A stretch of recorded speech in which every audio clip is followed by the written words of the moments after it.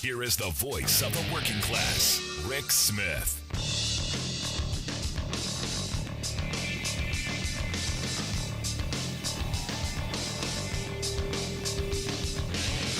And welcome, brothers, sisters, working class heroes. This is the Rick Smith Show. Thanks so much for being here today on the big program. Lots to get to, lots to talk about. I want to start off today with a story I came across from Alabama.com. Great story about Biden's American Rescue Plan. Something I've talked about for years, the idea of investing in low-cost housing. The idea of getting low-wage workers, working class folks an opportunity to buy good, solid, quality, low-cost, affordable housing. To be able to, help people enjoy home ownership without massive debt. And this story out of Birmingham, Alabama, talked about this. The city of Birmingham partnered up with this NCRC Housing Rehab Fund, and they've come up with this program known as Growth. And this program is going to build a bunch of houses in the city of Birmingham. Right now, the goal is the project is to build 27 affordable new homes in this historic Bellevue Heights community. And they're in the process of doing several of them are already, almost done. People are about to move into them.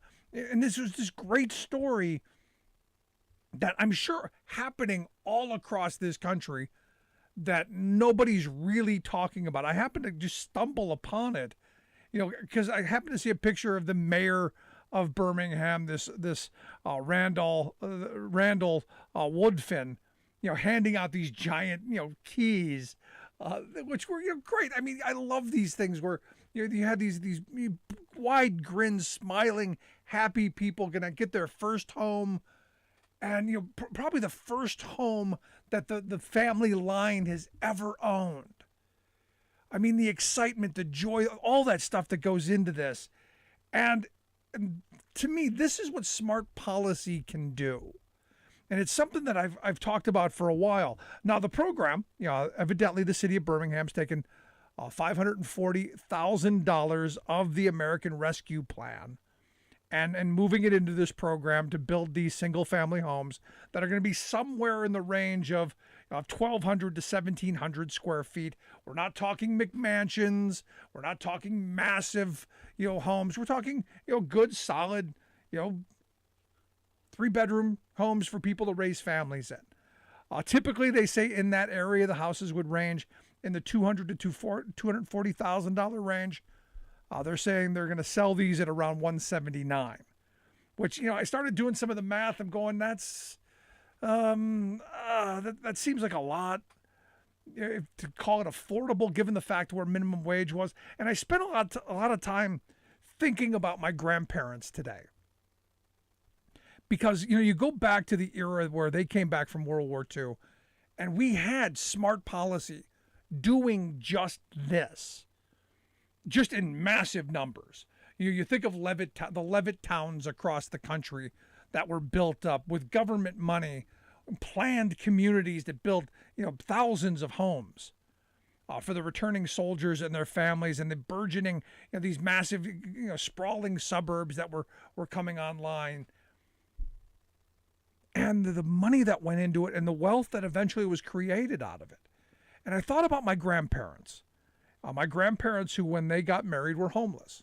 They were, they got married for the old-fashioned reason, had to.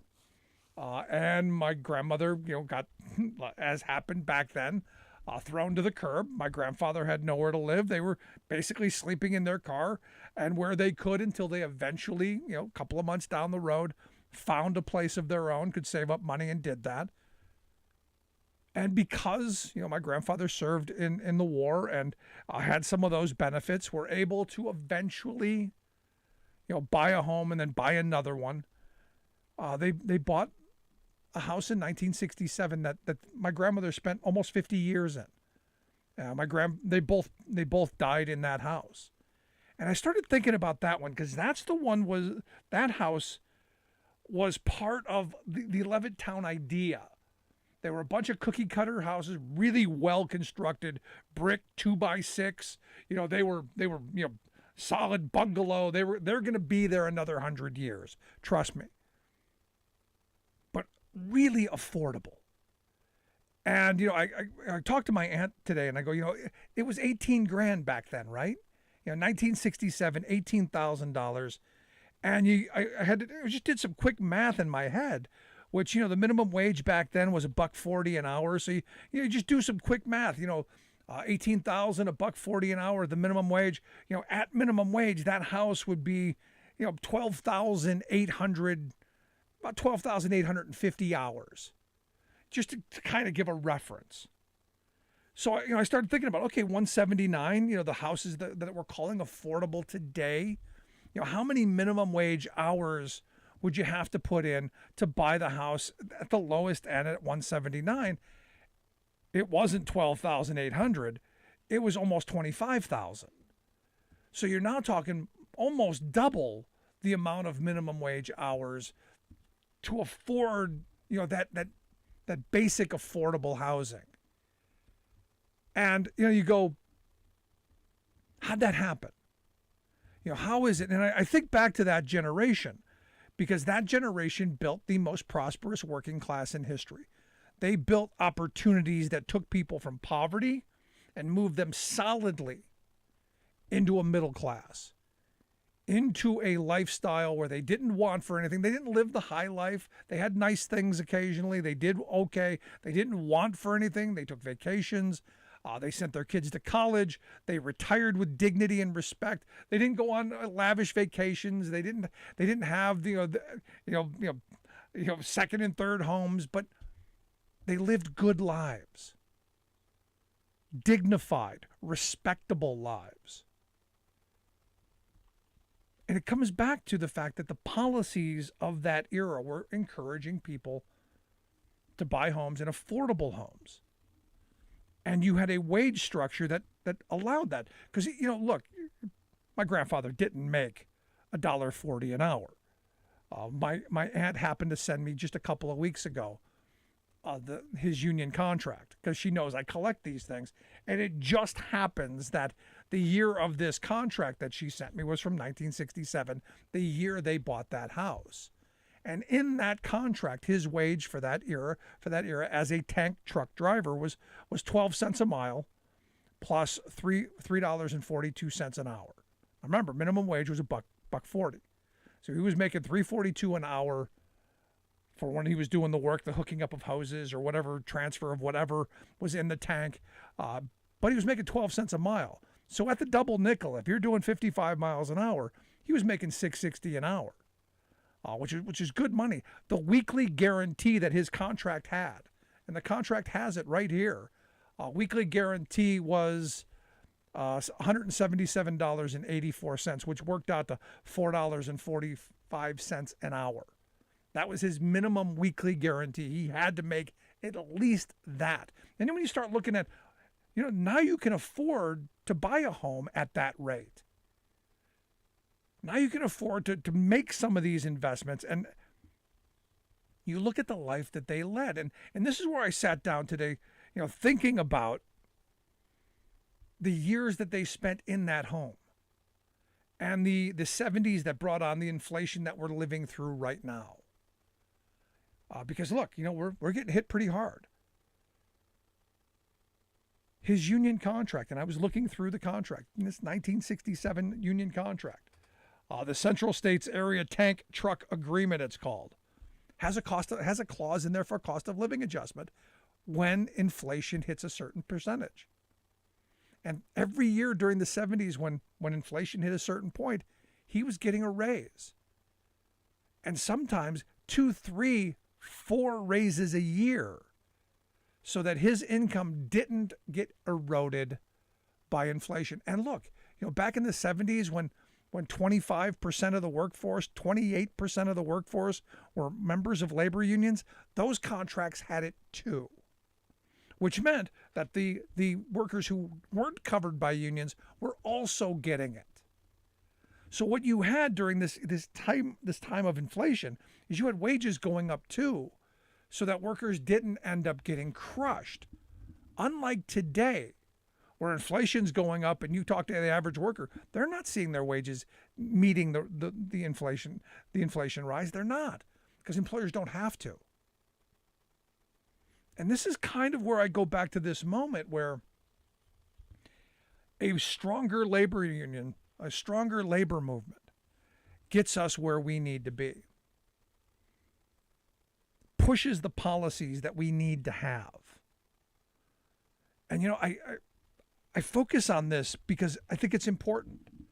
We hear a lot of people complaining about the price of this and complaining about, housing costs are outrageous and all of this is going on and people are struggling. And I get this. I get the anger of people struggling. In fact, there was a great piece in the New York Times today. In fact, I tried to get the woman to come on and talk about her story, where she was talking about the trucker convoy and what's going on in the trucking community. And she was spot on. It's like she's been listening to this show, because she hit the points right. Carter, he went and did deregulation because he thought it was going to do something with inflation, thought it was going to bring the prices down. It didn't. It just made profits fatter. It made profits fatter and wages lower. Conservatives knew what it was going to do. It was going to destroy the Teamsters. It was going to destroy the trucking industry. It was going to create a, I'll slit your throat for pennies kind of competition, which is what it's done. And oh, by the way, more profit for the top. And you look across industry after industry as they've crushed the unions in those industries. What's happened?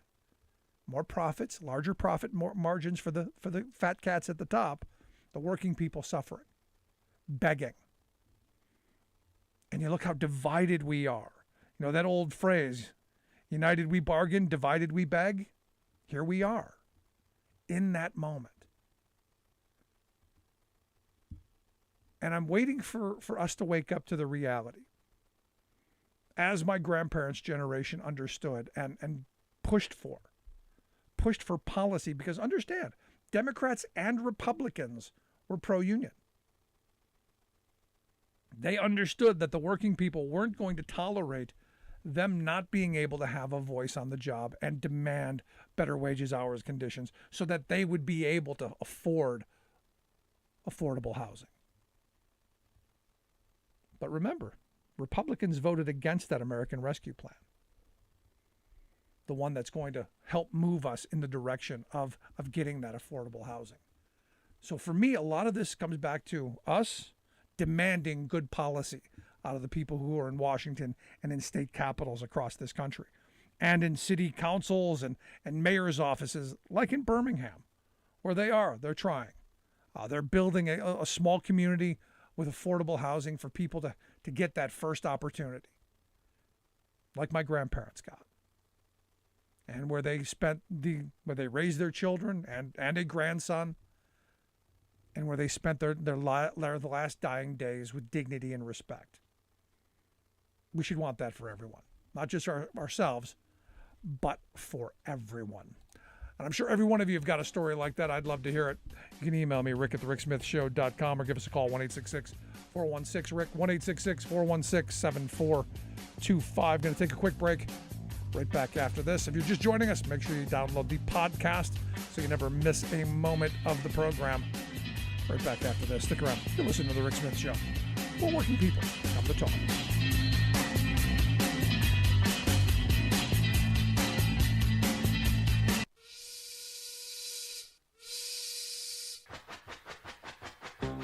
If you're a fan of the show, you've heard our labor history in 2 segments, and you can hear them on the radio pretty much anywhere in the U.S. Labor history has never been more important than it is right now. So here's what we'd like you to do. Tell a teacher. Tell a teacher that labor history is important and that they can get digestible 2-minute lessons that are absolutely free. Free to download, free to use, free to share. Tell a teacher to go to thericksmithshow.com/history and help us put labor back where it belongs, in the classroom. Generations of American workers fought, bled, and died to build the American way of life. It's our job to keep their stories alive. Go tell a teacher that we're here to help them do just that. Find us at thericksmithshow.com/history today.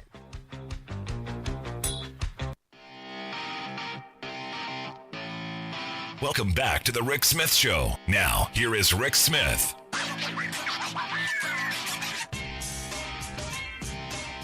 So I love the fact that you've got a couple of dozen Republicans right now demanding that Joe Biden do more. Joe, you got to do more. You got to send more aid to Ukraine. I love this. After voting against the aid package, you've got Republicans now saying Joe Biden needs to do more.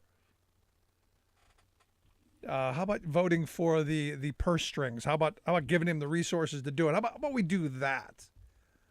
And look, I love Rick Scott, trying to push us further into this. Hey, let's have a no-fly zone so we can start World War III, so that they can go, oh, look what Joe Biden started. Look, we need to give Ukraine everything they need to defend themselves. I'm right there. But I'm still against the idea of getting in direct conflict with them. There's nothing good that comes out of that, in my view. Now, interestingly enough, Russia is warning us, the U.S., that, well, Russia may have to put us in our place, according to Dmitry Medvedev. You remember Dmitry? He was the president from 2008 to 2012. He is now the deputy secretary of Russia's Security Council. He said that the U.S. is, quote,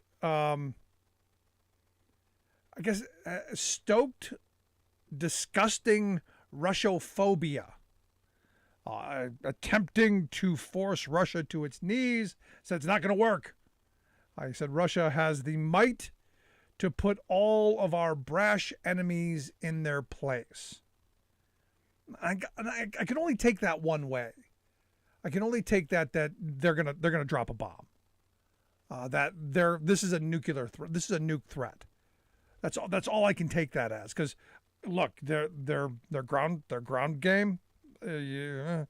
Looking at what's going on in Ukraine now, I don't know that I'd be threatening a ground game. So there is that. Also, Russia again making some threats now to Bosnia and Herzegovina. Because I guess those countries are going, hey, maybe we want to join NATO, given the fact that Russia is, so aggressive. Evidently, Russia is now threatening them that if you dare, we're going to come get you. So this could expand. And again, this could get much worse. Today, the president called Putin a murderous dictator and a pure thug. I'm not sure this is helpful, to be honest. I'm not being critical of the president. I'm just saying I don't think it's helpful. He's clearly got his strategy, and I'm behind him. But I'm not sure. I'm not 100% sure of that.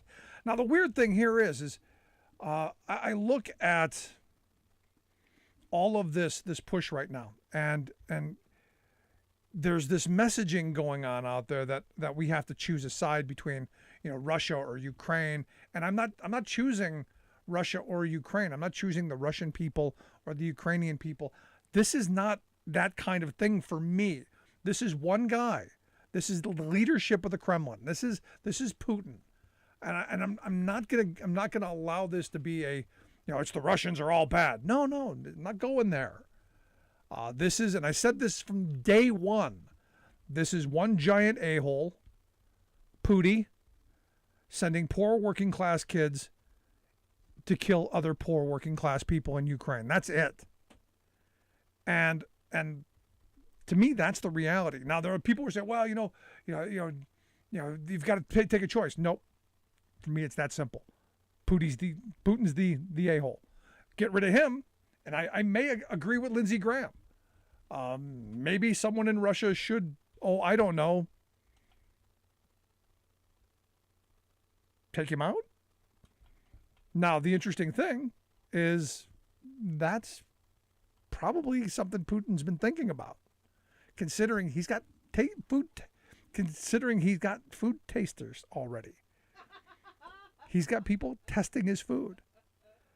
He's replaced his entire 1,000-person personal staff. 1,000-person personal staff. Think about that.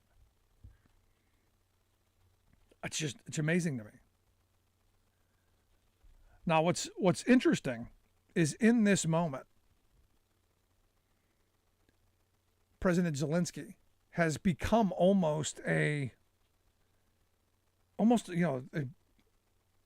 statesman among statesmen globally. He quite possibly could go down in history as a Churchill, as an Abraham Lincoln, as an FDR, he in this moment he has risen. And this is one of those moments where, Trump did this. Trump put all of this in place. Because if you think right from the beginning, Zelensky was able to fend off Trump's blackmail. And I argue, and as I was thinking about this today, everything that's going on in Ukraine right now, Trump set into motion. And I've been thinking about this a lot. The attacks on NATO, the attempt to destabilize the global alliance that was there to try and help keep the peace, the attacks, the show of space between the U.S. and Ukraine, that strong arm attempt that he tried with Zelensky, that in Zelensky's credit, and I give him the utmost credit for not folding, for standing up to Trump and not giving in and just digging up whatever fabricated dirt that Trump wanted. I give him credit for that. And we now know, look, Zelensky needed that armament. They needed those weapons. He needed those resources desperately. Because what's happening right now, he knew was going to happen back then. He knew this is what Putin wanted to do back then, which is why that phone, and we knew, our intelligence knew this. Trump knew this, which is why, and I go back to the impeachment. Our intelligence knew this. The House Democrats knew this, which is why they impeached him, which is why they impeached Trump. Now, for me, I look at all of these Republicans who are now saying, well, Joe Biden needs to do more, and going, where were you when it mattered? Where was this courage that you now have to stand up for Ukraine? Where was that courage? Where's this courage? Where was that then? Where was it when you were standing up to your guy? Oh, that's right. You didn't have any. One guy out of all of the entire Republican Party. One guy, Justin Amash, Republican from Michigan, who ended up becoming an independent and leaving Congress altogether. One guy out of all of the House and all of the Senate voted to impeach Trump. One. That's it. That's all the courage the GOP had. So now they should sit down and they should shut up. It's that simple. Love to hear your thoughts. You can email me, rick@thericksmithshow.com. If you've missed any of today, podcast, get that. rick@thericksmithshow.com, email. Right back after this.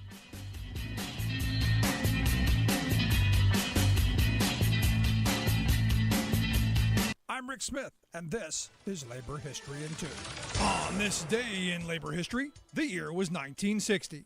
That was the day 5 Italian immigrant workers were killed in Toronto, Ontario, in what is known as the Hogs Hollow tragedy. Referred to as sand hogs, workers sought to connect a pumping station to the water distribution network. They were building a water main in a tunnel under the Don River. The project was already far behind schedule and over budget. Workers were welding in a compression chamber when smoke began to overwhelm the main shaft. Some workers made it out. Firefighters were prevented from releasing water into the tunnel to extinguish the fire over concerns that it would cause a collapse. In addition, there was no backup safety equipment at street level. The tragedy shed light on the appalling wage and working conditions immigrant workers faced just outside the city's borders. The persistent public outcry prompted exposés and investigations that revealed just how bad conditions were. It was truly a tale of two cities. Within the city, union requirements guaranteed breaks and enforcement of safety regulations. But just outside, it was a different story. According to Jamie Bradburn, who wrote for the Toronto Historicist in 2010, workers on suburban projects faced conditions that included lack of proper sanitation, poor safety inspections, illegal withholding of vacation pay, unpaid overtime, checks that often bounced, and groundless threats of deportation. The coroner's inquest determined that callous management, incompetent foremen, inexperienced workers, a disorganized rescue, and inefficiency at the Department of Labor caused the disaster. Though no criminal charges were ultimately laid, the sacrifice of the 5 men at Hogs Hollow brought about improvements in the conditions that had led to their demise. Hunters have come up with euphemisms to make what they do sound, well, less unpleasant. For example, animals aren't killed, they're harvested. Corporate America is now adopting this verbal ploy, for CEOs urgently need to soften the image of their constant hunt for ways to kill jobs. Their urgency is that they're now pushing a huge new surge in cuts, this time targeting college-educated, white-collar professionals. Their weapon is the same sort of neutron bomb they've used to dispatch millions of blue-collar workers, robots. But robot is a negative term, so it's been replaced with a nondescript acronym, RPAs, Robotic Process Automation. These sophisticated automatons are armed with artificial intelligence, enabling them to take over cognitive work that had been the niche of such highly paid humans as financial analysts, lawyers, engineers, managers, doctors. More than just an incremental extension of a long, slow automation process, this is a big bang. It's presently ripping through the workforce at warp speed, and most of America's vulnerable employees have no idea of what's coming. In a survey of corporate executives last year, nearly 80% of them had already put some forms of RPA in place, with an additional 16% planning to do so within 3 years. McKinsey, the world's biggest corporate strategy consultant, calculates that these thinking robots will displace 45 million U.S. workers in this decade. This is Jim Hightower saying, returning to the hunting analogy, professional jobs requiring human-level judgment have been presumed to be beyond the range of robotic firepower. But as one labor economist now notes, with the mass deployment of RPA technology, that type of work is much more in the kill path.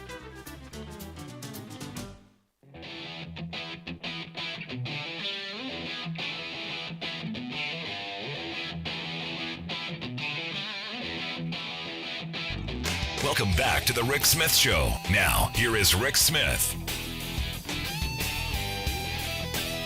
So here's a blast from the past. Haven't heard this name, nor have I wanted to.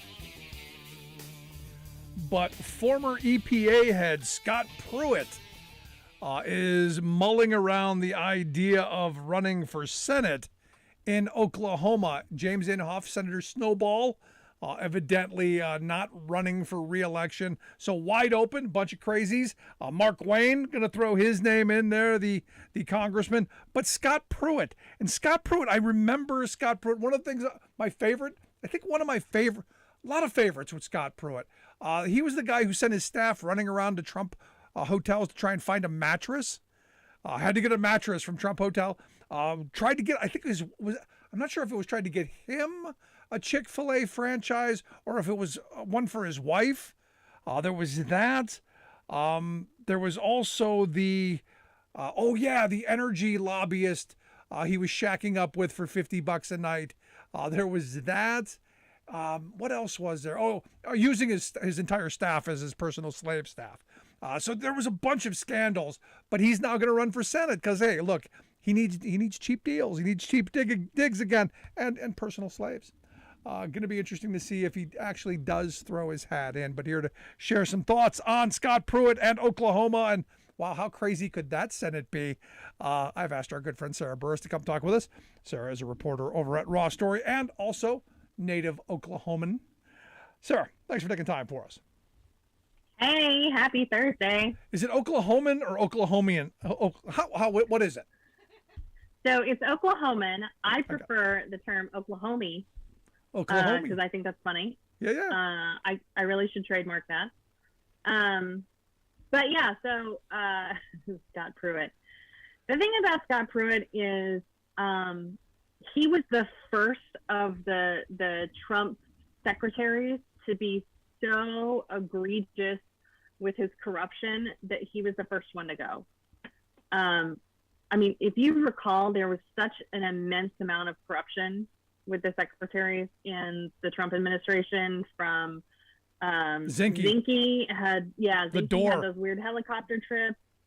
The expensive dining room furniture for the brain surgeon Ben Carson. The one thing you forgot about Scott Pruitt, one of my favorite things, was that he wanted to buy like $1,000 pair of tactical pants because he said that he was getting threats and he needed these sexy pants. That's right. To protect him from and he could only fly him. first class. I forgot all about that. He could only fly first class because it was for his safety. I'm going, really?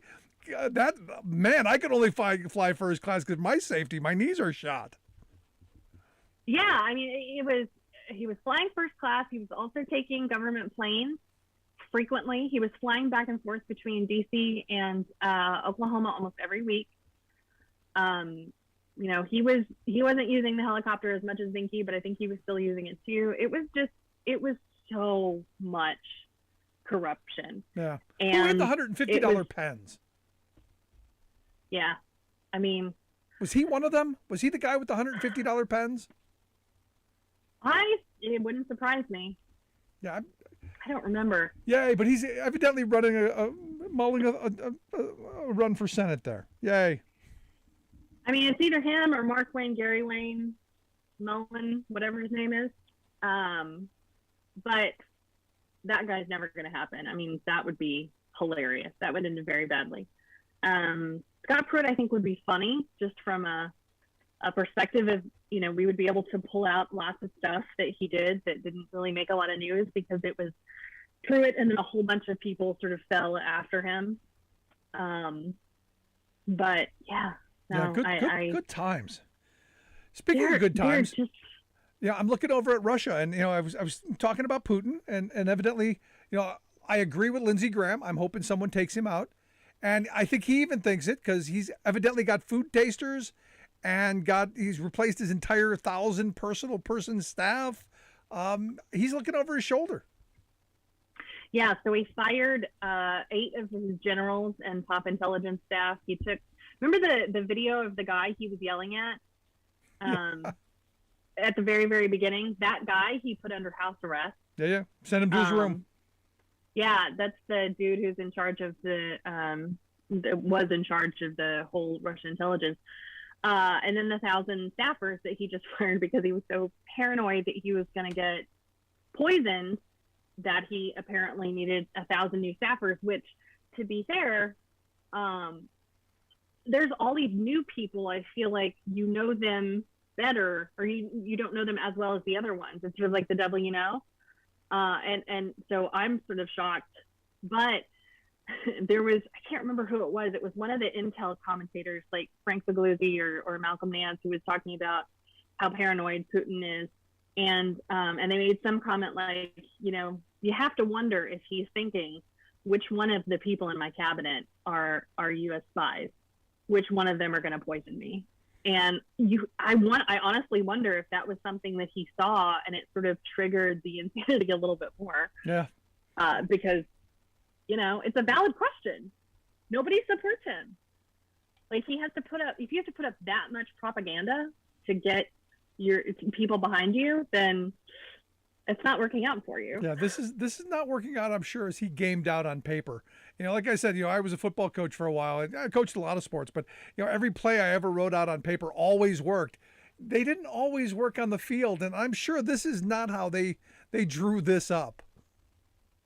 Yeah, I think he didn't play Risk when he was a kid. I think that's the major problem. Yeah, I'm with you. know. Now, some of the hacking stuff that's going on. I saw you had a story on that. Evidently, they're putting on all of the CCTV cameras that Putin is killing children. I think that's brilliant. It's so great, and it's. I love a good hacktivist story. This is anonymous. His claims credit for it. They're hacking into CCTV cameras all over Russia. These are cameras that are in convenience stores, grocery stores, schools, in people's backyards, in people's homes. So they did take those down because they started to feel kind of squeamish about it. And what they've done is they have now just put a thing up on the screen, so anybody who looks at that footage will see, Putin is killing children, and a link for a website where they can go to see the Russian soldiers that are being captured, and whatever else they want to put up there. But I think it's like 86 cameras they've taken over so far. That's not including the ones that are in people's homes. So good on ya. Yes. One of the other things, I guess Alexander Vindman reached out to him and said, I really wish you guys could figure out a way to put Arnold Schwarzenegger's message. Yeah. Arnold Schwarzenegger did a message with attention that was a message to Russians. And so Vindman was like, I really wish you could figure out a way to put this on in Russia, on TVs in Russia. And so yeah, that was the next thing on my list, because I was going to say, did you see the video of Schwarzenegger make? I thought it was a really, really well done, middle of the road, coming from a guy that has some credibility, because, look, his father was a Nazi, and he said, look, I have love for the Russian people, shared his own story. I thought it was really touching and really, I hope it connects with the people in Russia.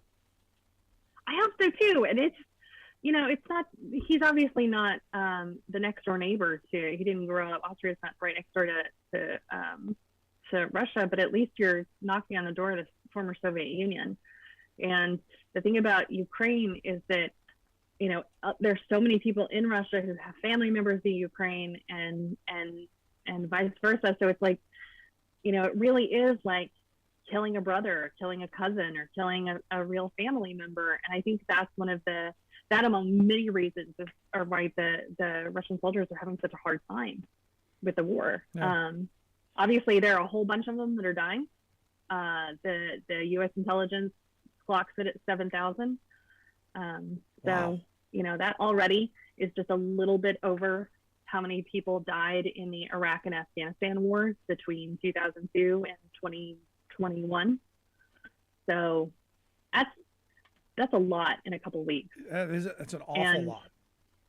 Yeah, and it really is kind of this thing where I feel like he's just sort of shoving these soldiers out there and being like, just stand in front of the guns and good luck to you. Especially when you consider really that, heartless and cold. Especially when you consider that you have almost nothing to fear from the air. That you're basically fighting people who are throwing pots and pans at you. Yeah, and what's interesting too is they keep, I guess, trying to bring in a bunch of helicopters, and every time they stock up one of the airports, I guess, that where the Russians are staging the helicopters, every single time they bring in a new group of them, the Ukrainians blow them up. So it's just like they're just sitting there, they're sitting ducks. So of course, and that's, we haven't even got the shipment of a lot of the stuff that could take out, more aerial, like low level aerials and higher level, planes that, those machines are getting there, a couple of weeks.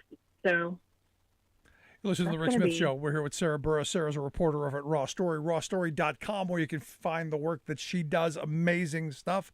If you're just now joining us, make sure you grab the podcast. Never miss a second. If you got a thought, question, comment, something you want to ask Sarah, you can give us a call, 1-866-416-RICK, 1-866-416-7425.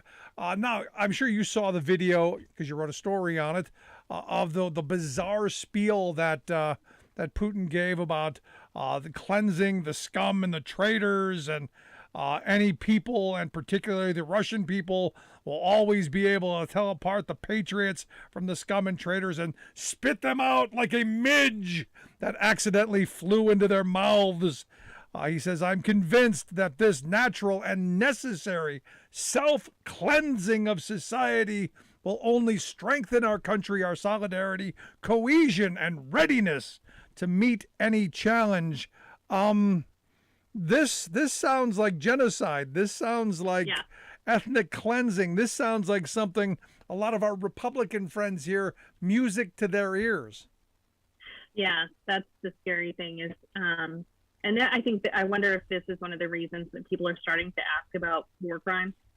I mean, already things were pretty bad, but if you're going to start talking about cleansing, that's just a word that you would hear from Nazi generals.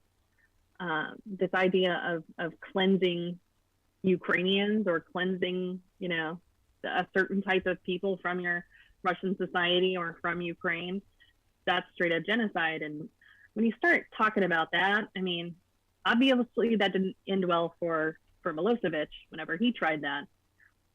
So I think, obviously I don't think Putin is the kind of guy who would go quietly. He seems like the kind of guy who would pull a Hitler. But yeah, like he's basically walking his way into not being able to turn this back. Yeah, but he's got nukes. I mean, that's the part that's scary. It is scary. I wonder if he would actually use them. That is the question that I have. How crazy do you have to be to do something like that? Because the whole point of him taking over Ukraine is that he wants to have it as land for Russia. He wants to reestablish the Soviet Union. If you blow up Ukraine and make it uninhabitable, what's the point of having it? But I said from the beginning, this seems to me the classic abuser syndrome. If I can't have you, no one can. He is basically bombing this country into unrecognizable territory. It doesn't matter, win, lose, or draw. This country is back 50 years. It's unrecognizable now. So what is it going to matter if he goes and he completely flattens it? Or worse yet, decides, you know what, I'm going to go out. I'm done anyway. I'm going to send one towards the U.S. I think if he went that route, it would be a horse of another color. He would have to, if he thought that it would actually land, which it probably wouldn't. Obviously he'd have to go at something like Alaska, because he couldn't shoot it over Europe at us. It's that's going to be a tough missile to launch at us without us, seeing it and knocking it down. That's the whole reason we have a whole anti-air defense system. So, and if that's the way things go, I would hate to see how we would respond, because it would be bad. No, it would be bad. I got to take a quick break here. Can you stick around through the break? Yeah. I got to take a quick break. I'd love to hear your thoughts. You can give us a call, 1-866-416-RICK, if you got a thought, question, or comment for Sarah. Make sure you check out the work that she does over at RawStory.com. Amazing, amazing stuff. If you're just joining us, grab the podcast. Make sure you never miss a second. Going to take a quick break right back after this. Stick around. You'll listen to The Rick Smith Show, where working people come to talk.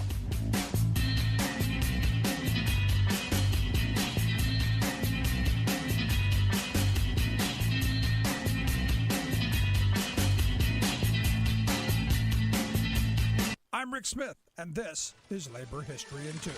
On this day in labor history, the year was 1890. That was the day that the Executive Council of the American Federation of Labor decided that the Carpenters Union should lead a national campaign for the 8-hour workday. The cry, 8 hours for work, 8 hours for rest, 8 hours for what we will, had been on the lips of working people for more than 20 years. The fight for a fair workday had gained momentum in the mid-1880s. But in 1886, the Haymarket tragedy had taken its toll on the cause.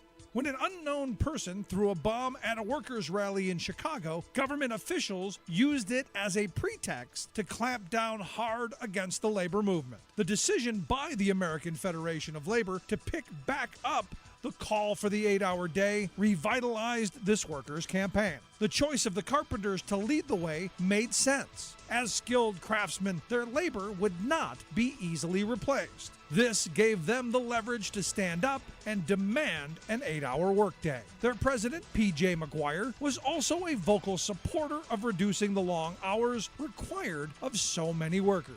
In 1890, he said, "We are not a narrow, selfish trade organization entirely for ourselves. We have been and always will be ready to do our share in the general labor movement, whether it be to help the poorest or the highest paid worker." That May, 53,000 carpenters from 208 locals took part in 141 strikes. As a result, their actions saw gains in more than 30 cities as they won the 8-hour day. In many more, they won a 9-hour workday. The movement helped to strengthen the Carpenters Union and to continue the fight for better wages, hours, and conditions.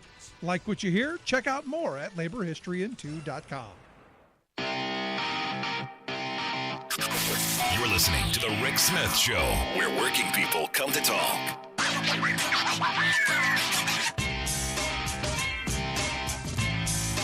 1-866-416-RICK, 1-866-416-7425. You got a thought, question, comment for our guest, Sarah Burris, reporter, RawStory.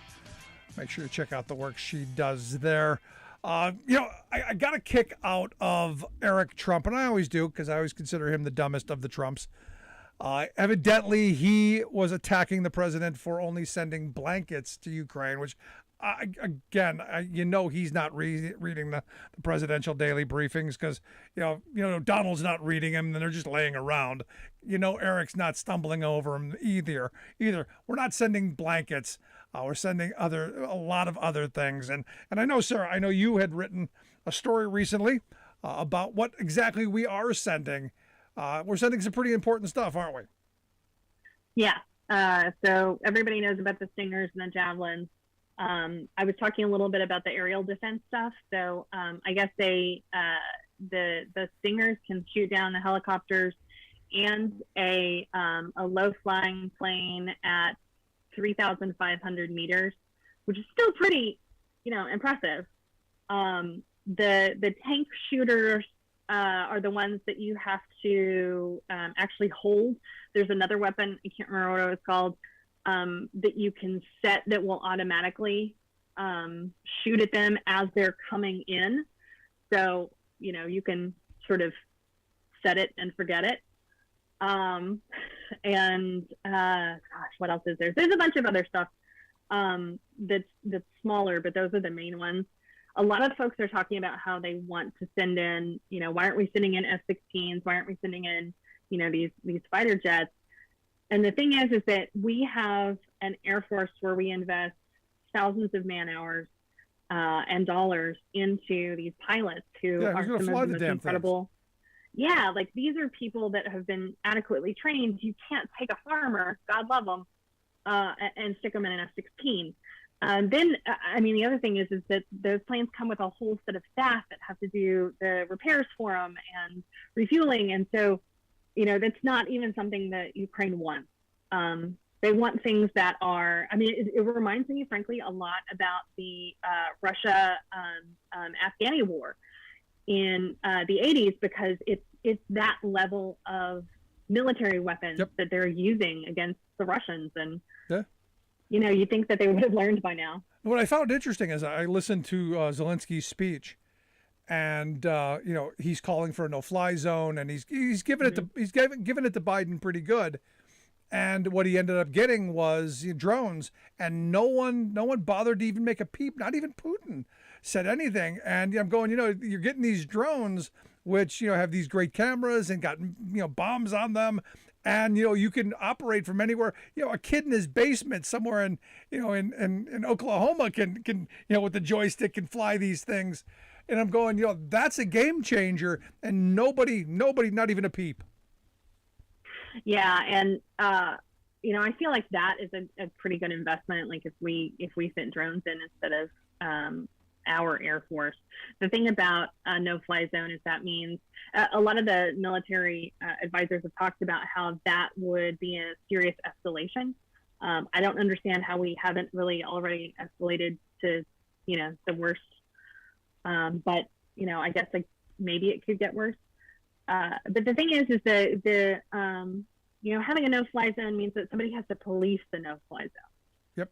So now, my problem is the second you would have to send people in. Yep. Right. The second you have an encounter between a Russian fighter and an American fighter, you now have a Russian-U.S. conflict, and that now becomes Russia versus the U.S. It doesn't matter anything else. That's the propaganda. It doesn't matter that they were there for NATO. It doesn't matter that it was over Ukrainian space. This is now Russia versus the U.S. Nope, this is a bad idea, and I think we stay out of that.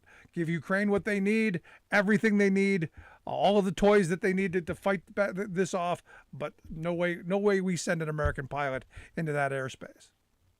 I mean, at the very least, let it play out for a little bit longer before, if things get absolutely worse and that's what ends up, we have to do, then we do that. But, at the very least, like, let's wait on that kind of stuff. Like, this is not, you want proportional responses. You don't want to go nuclear.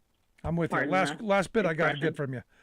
This basketball player, this Brittany Griner, she's clearly this is trumped up. I mean, grabbed as I'm saying she's a political prisoner right now.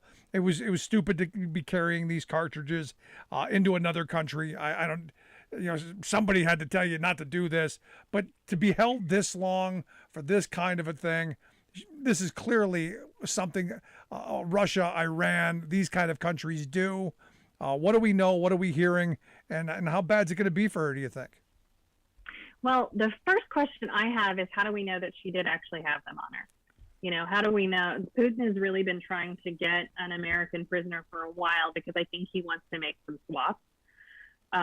So a lot of folks are asking, like, is this a legitimate thing? Did she actually do this? She was supposed to have a court date. That didn't happen. Now they're delaying it until May, the beginning of May. So now there's a question about, what is happening there? Is she okay? Is she safe? She was able to talk to her family. She got some kind of message out where she was able to talk about how she can't sit in the bed because she's 90 feet tall as a WNBA player. Yeah. So I think it's a scary thing. I think he's using her, and that it'll be, he maybe has somebody in mind that he wants to try and trade her with. I'm really sad because I think I get why a lot of Americans have the international relationships that they have where they can go play ball in other countries and make extra money in the off season. Given what was happening right now, there's no way I would have gone close to Russia, which is sad. Like, I feel like she felt protected. She felt like, oh, I'm playing for this country. Clearly they care about me and they're going to like me. And that wasn't the case at all. Not even a little bit. And this is, I feel for her, and I wish her the best. And I hope this doesn't get long and drawn out, but I fear caught up in the middle of this and nothing good comes out of this. I fear for her safety and her health, which is why, again, nobody's been really out in front of this and any campaigns or anything, which is smart. Stay low key. Don't make a big deal out of it. But Sarah, as always, I appreciate the work that you do. Fabulous stuff. Keep it up. I look forward to talking to you again. Thank you. Have a good weekend. You as well. Our good friend Sarah Burris. RawStory.com. That's where you find the incredible work that she does. Make sure you check out her reporting. We'll get links out on social media. Gonna take a quick break. If you're just joining us, make sure you grab the podcast, take the program on the go wherever you go. Right back after this. Stick around. You're listening to The Rick Smith Show. We're working people. Come to talk.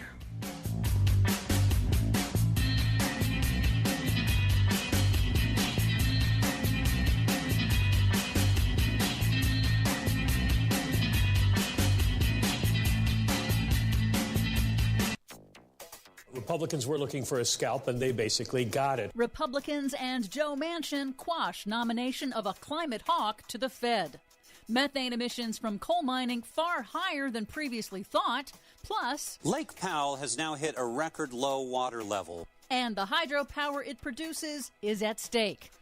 Fantastic. All of those stories and more straight ahead from BradBlog.com. I'm Brad Friedman. And I'm Desi Doyen. Stand by for 6 minutes of independent green news, politics, analysis, and snarky comment. Now that things are opening up, I was out with a bunch of people there. They said, let's go someplace expensive. So I took them to a Chevron station. This is your Green News Report. We can finally leave the house, and we can't afford to drive anywhere. Okay, Desi Doyen, the price of oil is actually down 30% over the past week, and yet, for some reason, the price at the gas stations have not come down at all. Go figure. They have not. Crazy the way that works. Anyway, what else you got for us today? Well, as Russia's war on Ukraine rages on and continues to upend the geopolitics of energy, climate change hasn't paused one bit. First up, Arizona's Lake Powell Reservoir has hit a new historic low, the lowest since the reservoir was built, and much sooner than scientists expected. Water levels along the entire Colorado River watershed are declining due to rising temperatures and the deepening mega drought plaguing the U.S. West due to man-made global warming. It's reducing water supplies for millions of people in 7 states and downstream wildlife, but it's also threatening power supplies. Water managers warn that Lake Powell is close to hitting Deadpool status, where it can no longer deliver clean hydroelectric power to millions of customers. This is working out great. Meanwhile, the fossil fuel industry, which is responsible for causing the climate crisis, has succeeded in tanking President Biden's nominee for the top bank regulator at the Federal Reserve, Sarah Bloom Raskin.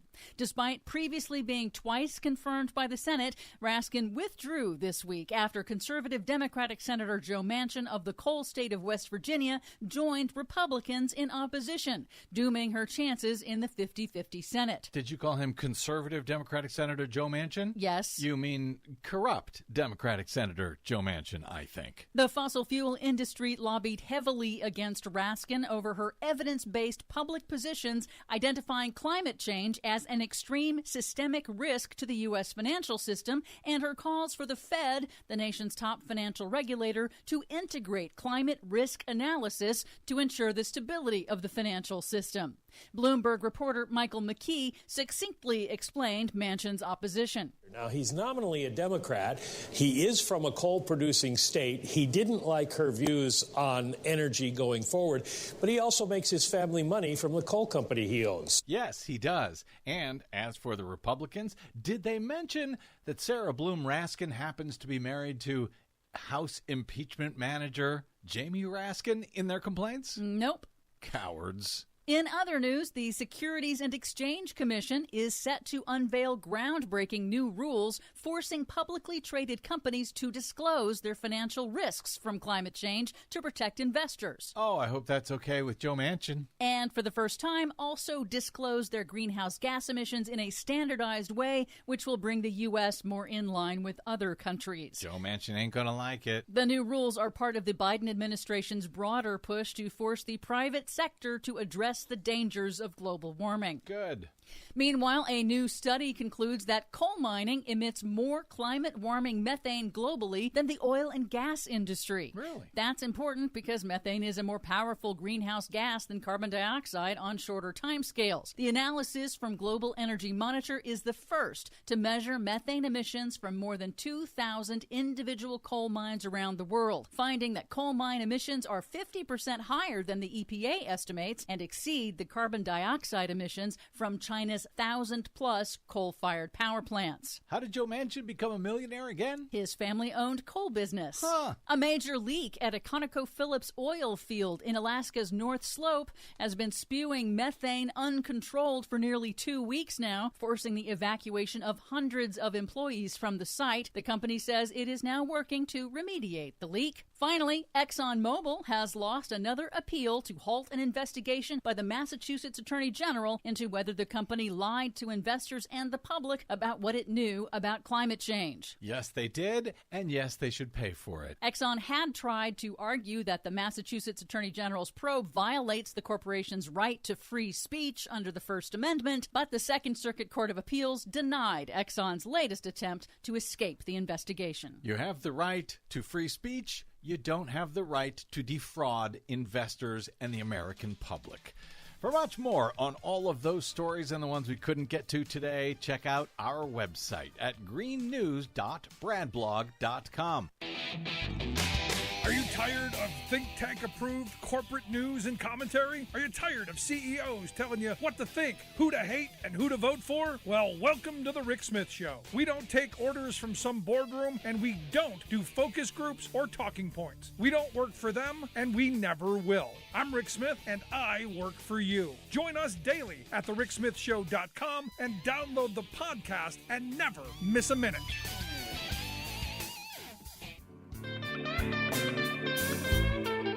Welcome back to the Rick Smith Show. Now, here is Rick Smith.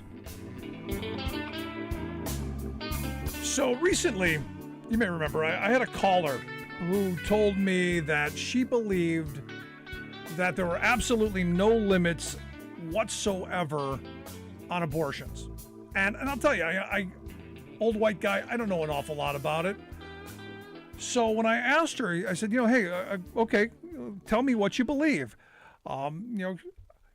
If when my wife was pregnant and she woke me up at 1 o'clock in the morning and said, hey, it's now, gotta go. We jumped in the car, raced to the hospital, those 26 miles at 100 miles an hour. In those moments, what you're telling me is in those moments, we could have flipped a coin and decided, which way we going with this? We having the baby? We going to bring a child home? Or are we going to abort this? And she said yes. She said, yeah, in that moment, we could have chosen to, it kind of changed the mind. We went the whole 9 months, the entire thing, went to all the doctor appointments, all the neonatal this, that, the vitamins, all the ultrasounds, all of this and that, everything. Painted the room, did everything. And yet at the end, right before it came out, we could have aborted it and been perfectly fine. And I said, I think you're wrong. She was like, no, happens every day. Happens often, she said. And I'm like, no, I think you're wrong. But here to explain whether I'm right or she's right or where this is, I've decided to go to an expert to help me figure this out. And that's why I've asked Kathryn Kolbert to come talk with us. She's the co-founder of the Center for Reproductive Rights. She's also co-authored the book Controlling Women, What We Must Do Now to Save Reproductive Freedom. Kathryn, thanks for taking time for us. Great to be here, Rick. Thanks. So let's start with this scenario. Have this woman, she calls in saying, Rick, you're missing the point. People are killing babies. They're deciding at the last minute. They've changed their mind. They've gone the 9 months, and before it pops out, they're doing away with it. Did we have a choice? Did we have that choice as the doctors, getting in there to go, hey, come on, we're going to get it. Did we have a choice to change our mind? No, you didn't. And let's be clear here about who has abortions, when they're performed.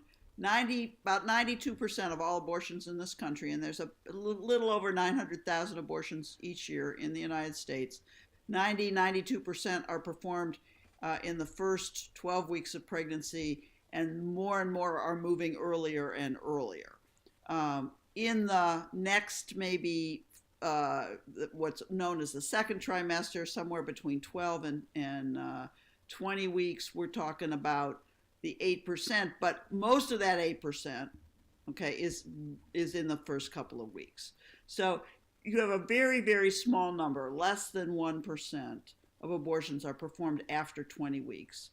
And even fewer, if any, are performed after viability, which is usually between 24 and 28 weeks. The bottom line in all of this is the right loves to scream and yell and make up numbers about late abortion because that is where most people, like you, believe this would be weird to terminate a pregnancy. But my position is all of these restrictions, all of these efforts to ban abortion, all of the kind of hurdles that states are creating for women just pushes women later in pregnancy. It doesn't stop the abortion. If we want women to have safer procedures, let's eliminate the early restrictions. Let's make sure that there's funding available for those women. Let's do all we can to make sure they seek medical care and have appropriate medical care as early as possible. And frankly, to even increase access to contraception so that fewer and fewer women are facing unintended pregnancy. Yeah, I mean, this seems like the no-brainer to me, and this is where I struggle with the sanity of the right. I go back to some of the policies, the abstinence-only nonsense. So let me get this straight. You're against abortion. Yep, absolutely against abortion. But you're also against contraception. Well, yes. So explain to me how you're going to be against both of them. It seems like they want the both of them. It seems dumb. Yeah, well, I would agree it seems dumb, but let me just say that the reason this is happening is, you hear all kinds of arguments about abortion. You hear that it's a religious view. You hear that it's trying to protect women's health. The reality is those who oppose abortion are trying to control who and when and how families decide whether or not to have children. This is about controlling women, in my view, and it's about imposing their religious beliefs and their view of what's an appropriate family on the rest of us. And the reality is families come in all kinds of shapes and sizes. There's no one size fits all. And people make decisions about this, whether or not to have a child, for all kinds of differing reasons. And I think the thing that's the most important is we leave those decisions to families, women with their doctors. We get the government out of this. Yeah, that seems sane. And it seems like something, I don't know, that conservatives used to tell me they believed in. Because there's one thing that I know. I know that a one-size-fits-all cookie-cutter policy is not going to be what is going to be most appropriate for someone deciding in a moment whether they should or should not have a child. I know that's not the way forward. That's right. And, everybody wants a compromise on this issue. Everybody wants, what's the reasonable thing? Should it be 10 weeks or should it be 16 weeks or should it be 20 weeks or should it be only for rape and incest or should it be, there's all kinds of permutations that people throw out there as the appropriate quote unquote compromise on this issue. And to me, the best compromise, because most people say, life, rape, incest, and me. The best compromise is what individuals decide for their own lives to protect not only bodily integrity, but the autonomy to make important decisions about your life. And the reality is this is all about equality, because women will never be equal in our society unless they have the ability to decide whether or not they want to have kids. And if they can't make those decisions, if government makes them for them, then they can't go to work when they want. They can't decide to join the workforce or stay home and be a stay-at-home mom because the timing of their pregnancies are being determined by someone else. You're listening to The Rick Smith Show with Kathryn Kolbert. She's the co-founder of the Center for Reproductive Rights, also the co-author of Controlling Women, What We Must Do Now to Save Reproductive Rights, talking about the abortion issue. If you got a thought, question, comment, you want to join in, give us a call, 1-866-416-RICK, 1-866-416-7425. My position on it is mind your own damn business. I don't think I want government involved. I don't want anyone else involved. I think this is something between a woman and her doctor. And as an old white guy, I shouldn't have a say in this either. This should be something, for my daughters to decide in the event that something happens to them. While I personally am not on either side of the issue, I am pro-safety. I want it to be safe. I want it to be legal. I want it to be accessible. But I also want policies that are going to encourage women to bring children into this world. I want good, social programs to encourage that to happen, which we can't seem to get that either. So on all sides of it, it seems to be negative.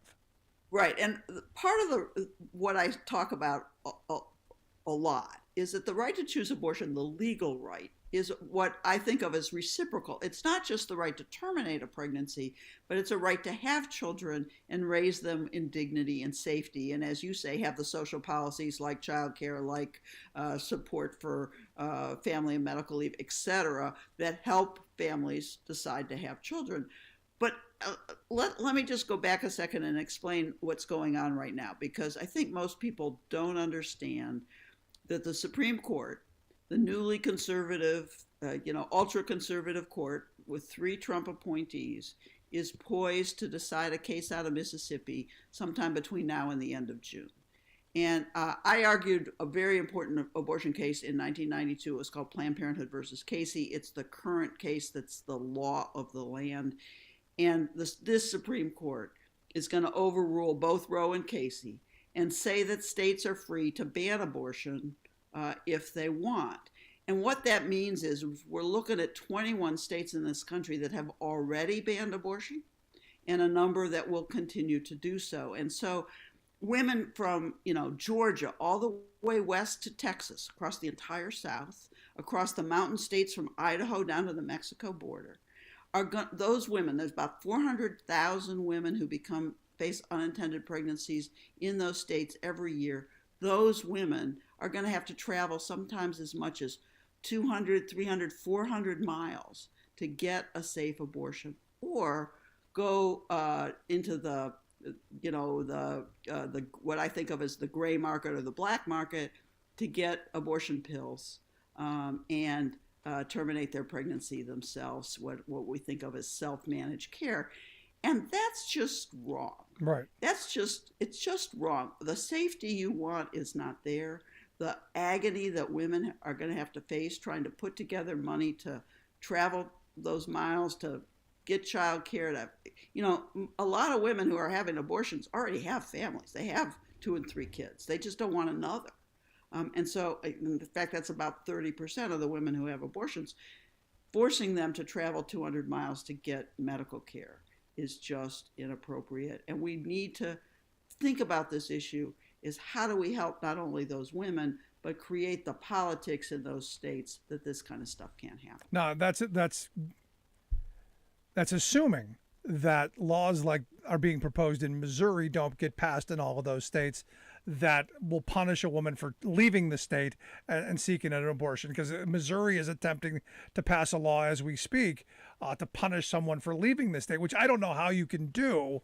But with this Supreme Court, I don't know. I can't guarantee that would be ruled unconstitutional either. Right. And, the reality is, yes, it would violate just about every notion we have about the right to travel and the right to, and state sovereignty to define what's a crime in their state, but not in another state. But you're right. This current court has really become so out there, so conservative, so what I think of as really punitive against people and willing to throw out, in this case, 50 years of precedent because they disagree with abortion as a practice, and that's wrong too. And I think that we need to come back to the days in which our courts respected existing law, that gave us some sense of reliability, some sense of decency, and we can't expect that with this. No, this court's all about going back to the original intent. They want women barefoot and pregnant back in the kitchen, gays back in the closet, and blacks back in the field. That's the original world they want. Yeah. Although, interestingly enough, at the time that the Constitution was signed, abortion was totally legal. So, their view of what's original really has varied based on what their ultimate outcome they want. Now, the weird thing about this is, and this is one of my frustrations in this, is rich women are going to get the care that they need without question. We're never going to hold the wealthy to the same measure that we hold the working poor. They're going to be the ones who are going to be saddled with people sifting through their garbage and having people tracking their every movement. And this is the other scary part, which is why, as an old white guy, I'm looking around and I'm not seeing the outrage that I think I would want to see. I think I expect, because if it were someone coming after my health care, coming after my body, I think I would be a little more urgent, a little more angry. Maybe I'm wrong. Maybe it's there and I'm not seeing it. But you're right, absolutely right. And we need more guys like you who can get angry about this, because the reality is women of the world have been for centuries have had their reproductive rights interfered with by other people and the government, and so they expect this to happen. It's not a shock. And therefore, the level of anger is quite is too limited, in my view. I mean, the only way we're going to change this is to get angry, to rise up and say we are going to change the people who are in office. Throw the bums out is the only way this is going to change. But I think we need to. Well, let me just go back a second and say I'm not sure most people understand how bad it really is. because, most people think about abortion when they're facing an unintended pregnancy and not really any other time. Or their friend needs help, or it's not the kind of thing you're talking about at the kitchen table. Like the price of gas, maybe, but whether or not abortion ought to be legal doesn't come up in normal conversations. And so I think that it's not surprising to me that we're not seeing an outrage, but I'm hoping that the court ruling will provoke at least a few more people to get out and get active and start electing better supporters of this right. See, I see it going a little bit further, though. If it were just the abortion issue, I don't know. Maybe I wouldn't be as outraged as now we're talking about people crossing state lines. Now we're talking about going through people's garbage and holding families accountable and going all of these extra measures and all of this. We're going to have the death penalty at some point. It's all of these next steps. How much further can you take it down the road to punish people? And then eventually, and I said this from the start years and years ago, once the dog finally catches the car and Roe is illegal, Griswold is next. And look, I'm not a constitutional scholar. I'm just a truck driver. I'm someone who goes, eventually it's about privacy. It's about that ability to choose your destiny. It's about taking that control away. And I think people should be more outraged about what conservatives, especially religious zealots, are doing to this country. Well, I absolutely agree with you. I mean, abortion has been the wedge issue politically for about 3 or 4 decades. But the minute they get what they want, that we're already seeing banning books, transphobia out the wazoo, attacks on gay marriage, attacks on all kinds of social issues, contraception being a key one. And I think what they all have in common, and I think we need to come back to this, is the right's unwillingness to recognize that all people ought to have a right to participate equally in society. And the more they can chip away at one group here and another group there, the more they're saying only, basically in their view, heterosexual white families with money ought to be the people who can vote and who can participate in society, and everybody else be damned. And I think you're right. We need to be outraged by that and realize that many of the things we hold dear could be eradicated by the conservative legislatures and the conservative courts. No, we're heading in very dangerous waters, in my view. Last question I've got for you on a different topic. You brought up the Supreme Court a moment ago, and look, the court's off the rails at this point. We could talk for hours on what we should do there, but right now, there's someone there's a nominee up to be nominated for the bench. Ketanji Brown Jackson is her name. Today you had Josh Hawley attacking her with what I look at as a dog whistle, with this, going after what are her sex offender rulings.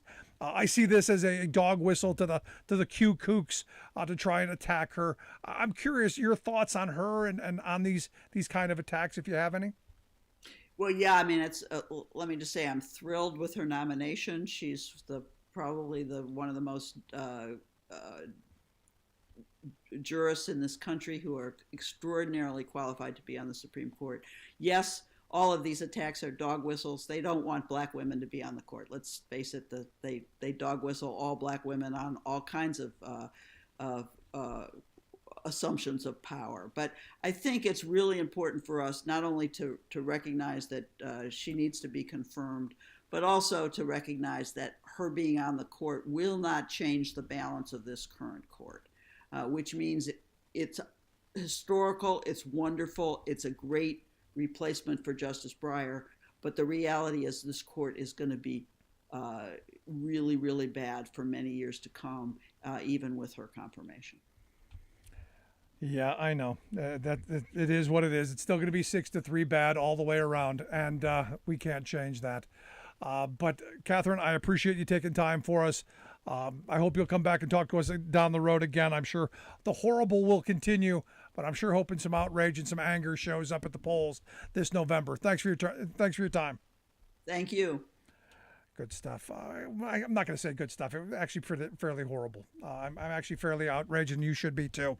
Love to hear your thoughts. 1-866-416-RICK, 1-866-416-7425. Want to hear your thoughts. Quick break, right back. Stick around.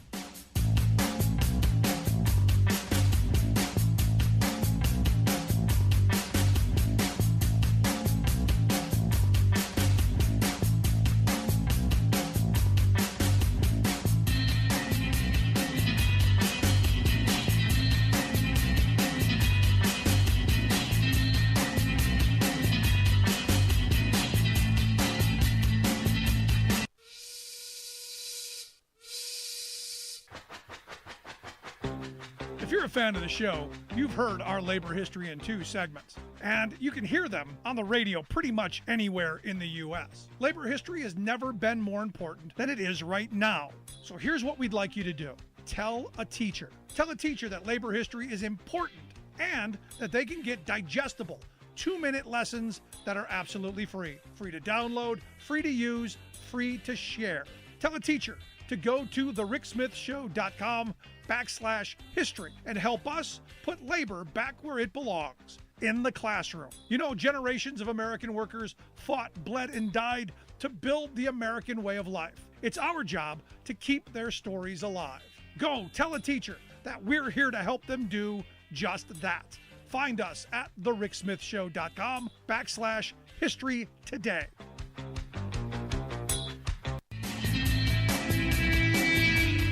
Welcome back to the Rick Smith Show. Now, here is Rick Smith. So Citigroup, the 4th largest bank in the country, tipped off at Texas. They are offering a workplace benefit to, if you get pregnant, they're gonna fly you from Texas to wherever you need to go to get the health care that you need. Good on them. Yeah, and I expect other companies in Texas will probably do the same thing.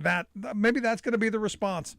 Let's go to the phone lines. Got Alice on line 1. Alice, how are you today? I'm fine. How you doing? Good. What's up? You know, the evangelicals and their stance on abortion is just ridiculous. When I was standing in line to vote back in November, I got into it with a couple of the local, not to be nice about it, I guess. I was going to go somewhere else. But anyways, they were trying to tell me, right up to the moment of birth. I said, excuse me, I just had a grandson born. Trust me, no one said, hey, we're going through with this or we're going to kill him. I said, because, you know what? That would be murder. I said, you do understand there's a difference. And I think the whole entire thing is, in our entire culture does it. We go, oh, they're having a baby. No, it's a fetus. A fetus and a baby are not the same thing. And they're going, but it's just a little tiny baby. And it's like, no. Have you never seen what a fetus looks like? It looks like a little tiny, one of them little salad shrimps. If I handed it to you, you would scream. And that's what it looks like. I mean, they're just ridiculous. And they come across with this religious nonsense. And it is never mentioned. In fact, the Jewish religion, which is where Christianity springs from, didn't even have anything against abortion. Neither does the Islamic religion, which also springs from the Jewish religion. So the whole point of the matter is, the only time in any religious work that the word abortion is mentioned is in one of the outlawed texts of Peter that was written in like 200 A.D. So they need to, number one, understand science. Number two, they need to understand their religion before they go forcing it on anybody else. I'm just sick of it. There you go. Alice, I appreciate the call. Thanks so much. Bye. Great stuff. Good stuff, Alice. Thanks so much. If you're just tuning in, make sure you grab the podcast at the website, thericksmithshow.com. Also, you got questions, comment? Email me, rick@thericksmithshow.com. I'm going to take a quick break. When we come back, I'm going to talk about what's going on in central Illinois. Again, a story I can't imagine. Right back. I'm Rick Smith, and this is Labor History in 2. On this day in labor history, the year was 1890. That was the day that the Executive Council of the American Federation of Labor decided that the Carpenters Union should lead a national campaign for the 8-hour workday. The cry, 8 hours for work, 8 hours for rest, 8 hours for what we will, had been on the lips of working people for more than 20 years. The fight for a fair workday had gained momentum in the mid-1880s. But in 1886, the Haymarket tragedy had taken its toll on the cause. When an unknown person threw a bomb at a workers' rally in Chicago, government officials used it as a pretext to clamp down hard against the labor movement. The decision by the American Federation of Labor to pick back up the call for the 8-hour day revitalized this workers' campaign. The choice of the carpenters to lead the way made sense. As skilled craftsmen, their labor would not be easily replaced. This gave them the leverage to stand up and demand an 8-hour workday. Their president, P.J. McGuire, was also a vocal supporter of reducing the long hours required of so many workers.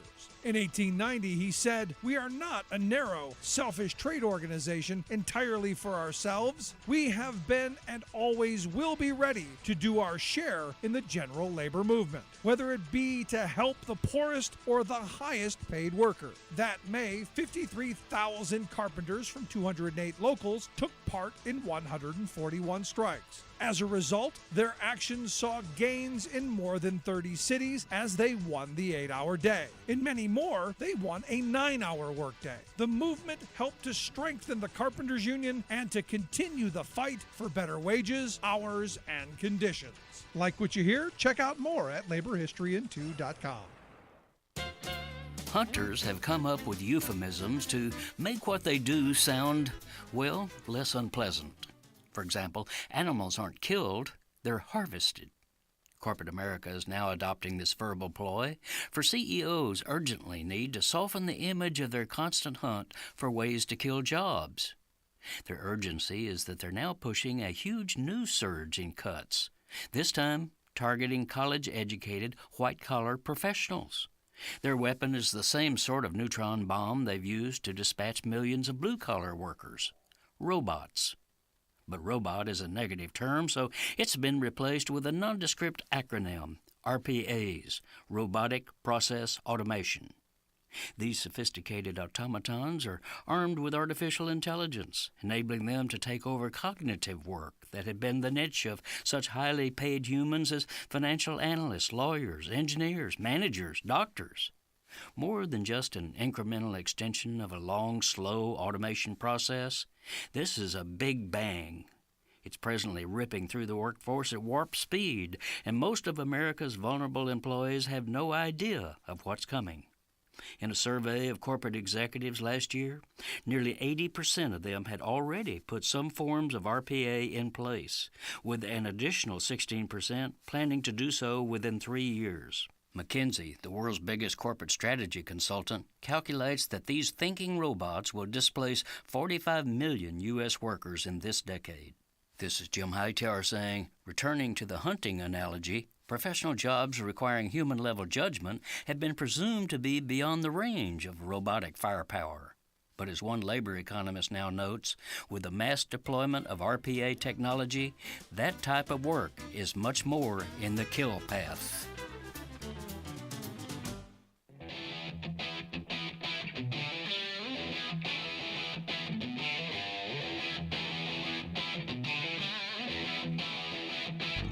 Welcome back to the Rick Smith Show. Now, here is Rick Smith.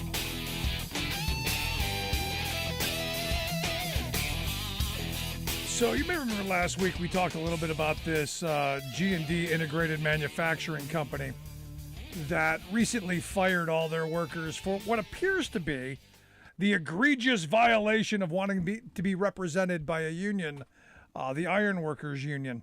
And you may remember, last week we talked briefly about this with the union representative. I had Vince DiDonato on the program from the Iron Workers. He's their district representative. And I had to get him back on the program to fill in some of the holes because the story, and again, we had to race through it. The story was just blew my mind. And that's why I've asked Vince to come back with us and share some thoughts. Vince, thanks for taking time for us. Hey, thanks for having me back. So where are we right now? Am I getting this right? This G&D Integrated Manufacturing Company back, I guess, what, March 1st just came in and said, you're all gone, and that's it?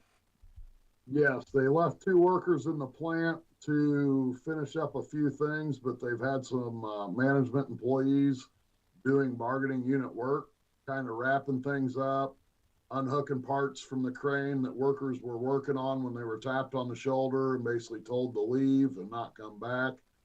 Where we're at right now is we've got a day for next week, Monday the 21st, for contract negotiations. It's probably going to be another dog and pony show on the side of the company. They're going to try and suspend contract negotiations yet again. They've tried it a couple times already, but then they realized again that they were legally bound to bargain for 1 year, and they keep coming back. They keep trying to stall, and that's probably what we're going to see again on Monday.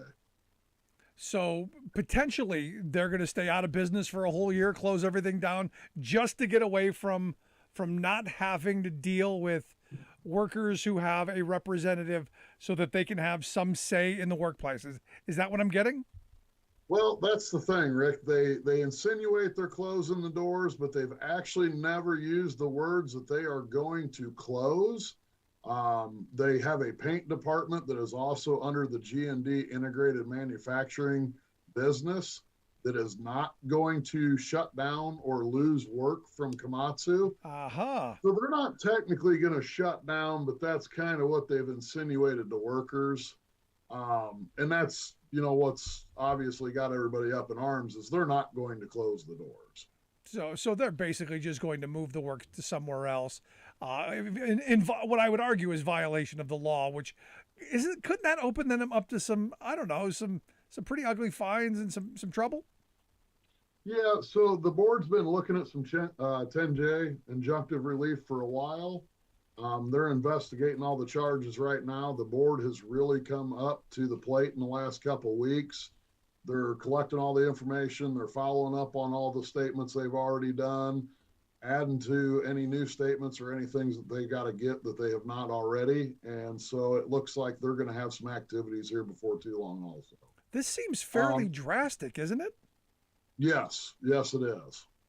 I mean, I've seen a lot of this, union busting tactics go on where you're harassing employees, your captive audience meetings, you're threatening them, threatening to close down, you're dragging out bargaining forever and ever and ever and never, but to actually, shut down and move stuff around and risk the kind of consequence. This seems really, really motivated, drastic, and, perhaps taking some poor legal advice. Yeah, exactly, Rick. And I mean, so back before the election, they were threatening workers that they're going to close the doors. After the election, management was coming up and telling the workers, hey, you better start looking for a job. Hey, thanks a lot. We're all out of a job. And it went from an idle threat to now there's action. I mean, they tapped workers on the shoulder at 1:20 in the afternoon. They left pieces hanging to an overhead crane and told them to walk out and never come back. So in my opinion, yes, it looks like they're trying to evade the contract. Now, whether the board sees it that way or the outcome is, but I mean, that's, the writing's on the wall, Yeah. Now the weird thing about this is, the last time we had talked about this, this is a company that forced the workers to go through an election process, even though the workers all came together, marched in on the boss's office and said, hey, we want representation. They forced them through the process, even though the law as it had been in the past, says, hey, you should have recognized it. You should have begun bargaining. This should have been a very easy process. You should have had a contract by now. Things should have been operating smoothly. Everyone should have been moving forward. If we had a functional law and a functional legal system, things would have been smooth, but now you got chaos. 100%. So on September 7th, when the workers marched on the boss and demanded union recognition, there was beyond a reasonable doubt, no questions asked, that the majority of the workforce wanted that union. Everyone signed the demand letter. Everyone marched on the boss. Everyone wore Union Iron Worker shirts. It was beyond a reasonable doubt. We should not have went past September 7th with not starting negotiations. We should have never had to go to an election and waste taxpayers' dollars and let these workers get beat on by 2 union busters for a month. We never should have had to go through it. Yeah. The workers shouldn't have had to go through it, I should say, and their families. Now, the last time we spoke, we talked about the Joy Silk doctrine, this idea that, if you show overwhelming support, you shouldn't have to go through this. And that, you've got the head of the NLRB who came in saying, we should return to this idea that you shouldn't have to subject workers to this kind of abuse, these threats, this intimidation.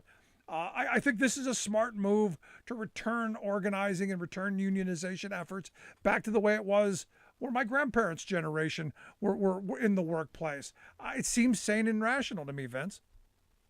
I agree. And I tell you what, if you look at the country right now, I'd say most of the workers in this country would agree. And there's a lot of workers standing up, but there's even more workers that want to stand up, but they're scared because they know what they're going to go through. They know what they're going to put their families through. They know they're going to face union busters for anywhere up to 3 months, depending on the area, because mail-in ballots. And workers want to do it. But really, right now, the law it's there, it's on their side, but it takes too long. And workers know that. They need action. They need it now. You listen to the Rick Smith Show with Vince DiDonato. Vince is the district representative for the Iron Workers Union. You want to check out their website, ironworkers.org. We'll get links out on social media how you can take a look at this. I look at this, Vince, and, one of the messages that comes out of this, and this is the reason employers do it, they want to make it so difficult and so onerous that people don't. So what's the message to workers out there who are thinking about, hey, my working conditions are pretty crappy. The boss is following me to the bathroom because you said this is something that they were doing. In fact, if you went to the bathroom, they turned the air conditioning off, just doing all kinds of horrible things. What do you say to those people who go, well, at least it's a crappy job, but at least I got a job? What my message would be is to any worker in this country is the G&D workers went through anything and everything that a union buster and a greedy corporation and a company will throw at a worker. They stood strong. And if you went and asked those workers today if they would do it all over again, I'm almost positive that every single one of them would give you a look like, why are you even asking me? No questions asked.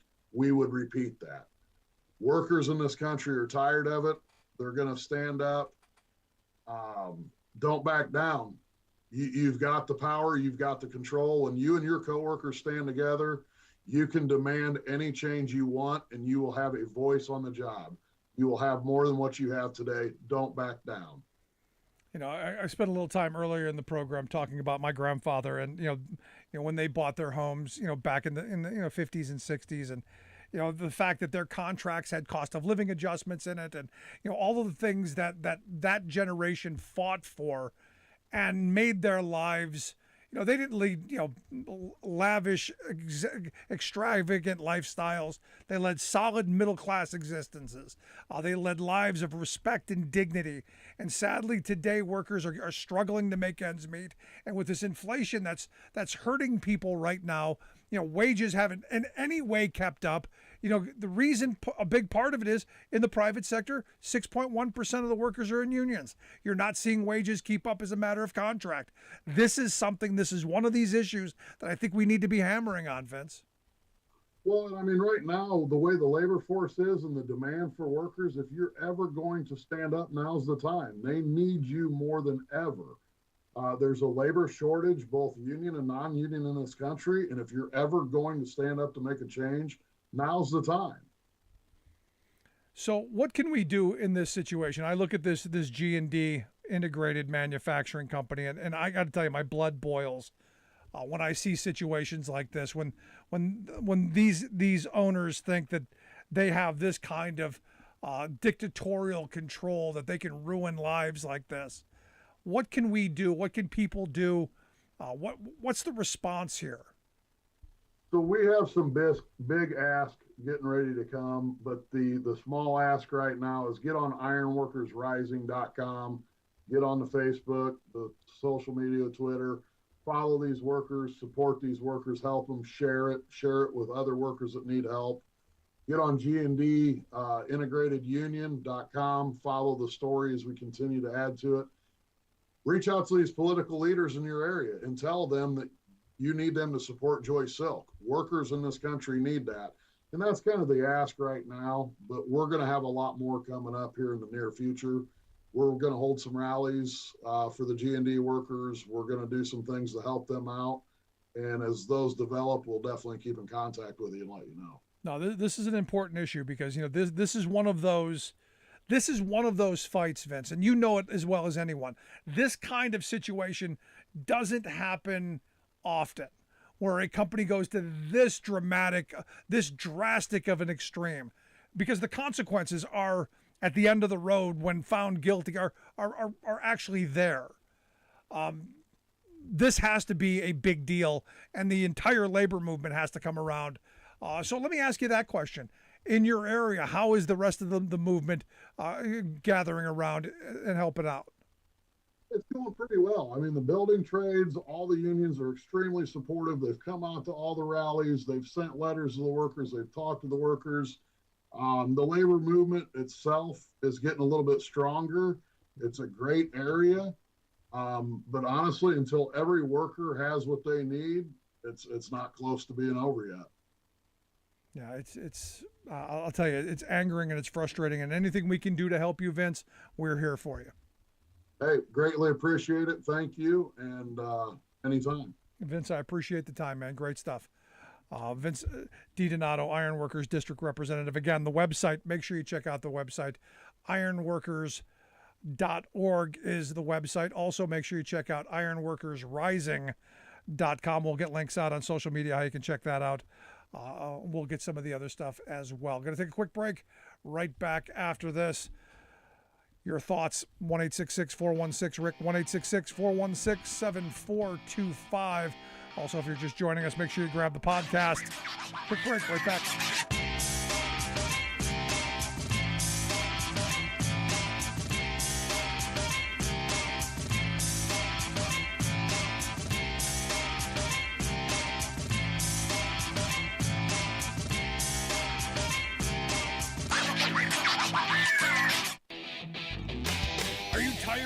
Think tank approved corporate news and commentary? Are you tired of CEOs telling you what to think, who to hate, and who to vote for? Well, welcome to the Rick Smith Show. We don't take orders from some boardroom, and we don't do focus groups or talking points. We don't work for them, and we never will. I'm Rick Smith, and I work for you. Join us daily at thericksmithshow.com and download the podcast and never miss a minute.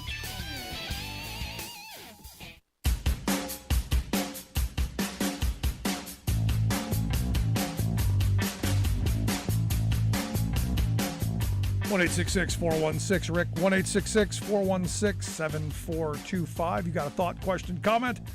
Chime in. Also, remember, grab the podcast. So, I saw the story the other day on the daylight savings thing, and I'm like, I don't really care one way or another. Personally, I think you take the half hour, you split the difference, so we never have to change our clocks ever again. I don't really care one way or another. But the fact that it went through unanimous consent and it was really not, it just went through. I was like, well, that's weird.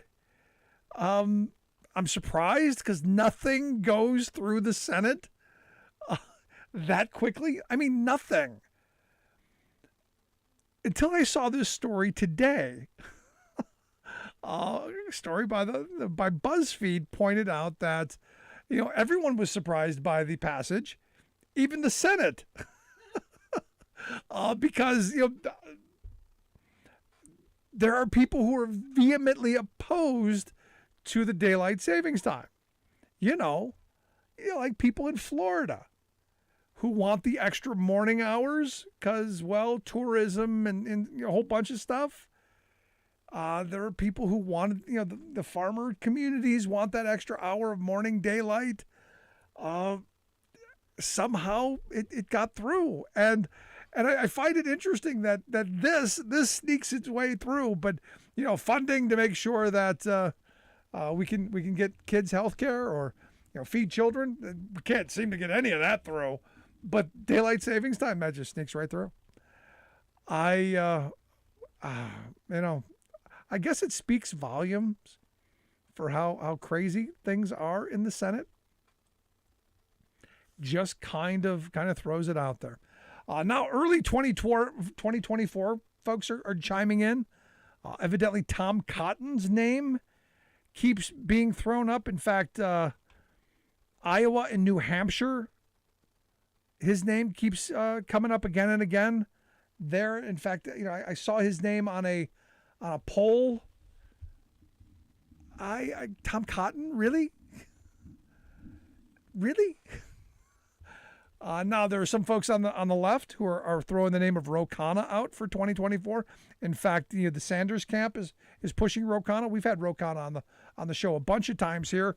I like him. I don't think you're going to get a congressman to reach that level yet.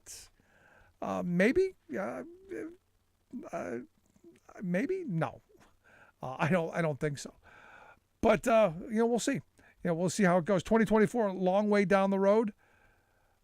But, some of the early numbers, kind of wondering. Now, on the election front, North Carolina evidently is investigating Mark Meadows for criminal voter fraud. How righteous is that? Evidently, Mark Meadows and his wife, they've been caught listing an address in North Carolina, some trailer, I guess. This is brilliant. A trailer in North Carolina, even though they've never visited the property. Stop and think about this, huh? Trump's chief of staff registered to vote in a place that he never visited. Now, in that state, you have to actually spend time in that property. Here in Pennsylvania, when Rick Santorum was, living in Virginia, one of the big, knocks here was, he was, in fact, when he ran for House the first time, I believe it was, when he ran against, I think it was Harris Wofford, he ran for Senate against Harris Wofford. He made the same attacks against him, that he didn't actually live in the state, that he spent all his time out of state. He then himself did the exact same thing. There were reporters going to the house that he claimed was his address, and there was nobody there, ever. Never. Didn't even bother visiting. This is a situation where he never visited even once. And now they're looking at it as a case of voter fraud, which I find ripe, since this is the party of claiming that everyone is committing voter fraud, that the elections are all rigged. Find it quite interesting. Such fun and entertainment. Also, the RNC, they're narrowing down their 2024 convention locations. And I got to tell you, I'm looking at the two places, very different. Nashville being one of them. I can see Nashville being a place for Republicans. It's a good red state. Nashville, kind of a bluish, tinge to it. You want to put your mark in a blue area in a red state. Also, same with Milwaukee. You want to put your blue stain there somewhere, or your red stain in a blue area. So Nashville, Milwaukee seems to be, as they did in Cleveland back in 2016. I would like to visit either one. So wherever they go, we're planning on attending both of the conventions. I would have liked to have gone to the last ones, but COVID kind of blew that out of the water. Hoping COVID does not blow the next ones out of the water. And as we're seeing the numbers rising again overseas, in fact, China is doing some pretty draconian stuff, shutting things down in certain places because their numbers are going up. That kind of a concern. One of those moments where you kind of go, well, I'm a little worried. A little worried about where the outbreaks are going to occur this spring. The numbers are going to start peaking here again. As I talked about, Russia's struggling with their first surge coming up again. Another break. You're also seeing Europe getting another wave of Omicron. France, Britain, Italy, they're getting hit again. just as our Senate, and thank you, Senate, since we brought up the Senate, since they did away with daylight savings time, they ended the transit mask mandate. Congratulations. 57 to 40. That has ended that. 8 Democrats joined all but 1 Republican, Mitt Romney, in rejecting the mask mandate on public transit just in time for the spring outbreak. How wonderful is that? Yay. And here's the thing, just in time for the next round of increases in the numbers. And the reason I bring that up is, I was looking at this Yahoo News YouGov poll that said, 2 years into the pandemic, 43% of U.S. residents said that they feel worse about fellow Americans. Just 10% say they feel better. Only 14% of Americans say they feel better off now than they did before. 35% say they feel worse off. So basically, we already hate each other. And now with the now that the masks are coming off and there's no mandate on public transit, now you're going to start seeing this kind of, as the numbers start peaking back up, the fun, the entertainment, some more. I'm sure we're going to start seeing some videos of people yelling at each other again. This is what happens when you can't have a sane populace. This is what happens when you can't have sane response to a crisis. When you can't get people somewhat to coalesce around, a sane, rational response. And at the beginning, I go back to what my doctor said. He said, look, at the end of it, you're going to wear the mask, you're going to wash your hands, you're going to stay away from people. That's all we got. There's nothing else. There's nothing else. Going to get the vaccine? Going to get the boosters when they come? That's all we got. There's nothing else. You're going to get it. You're going to get the natural immunity that comes with it, maybe. And you're going to probably get it again. I know people are like, oh, it's just a cold. No, it's not just a cold. Stop that. But I guess we're going to learn the hard way. And we're going to have fun attacking each other more and more. Let the funs begin.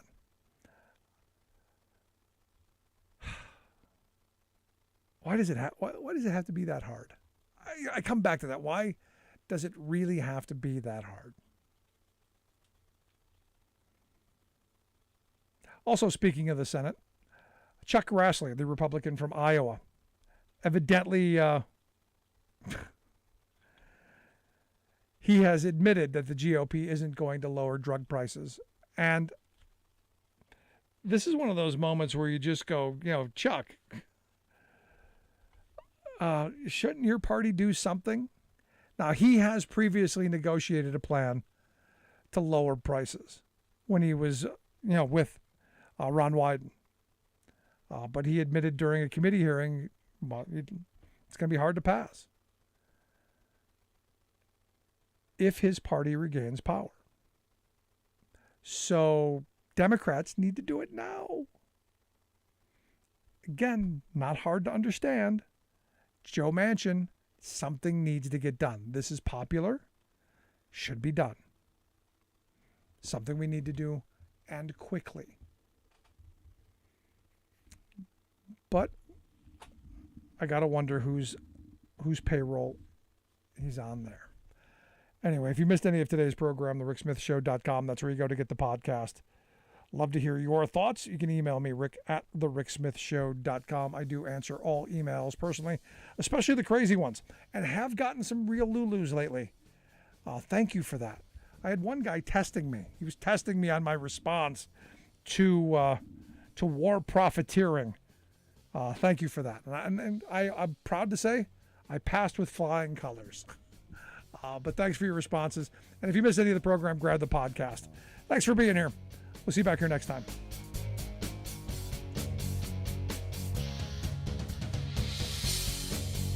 You've been listening to The Rick Smith Show.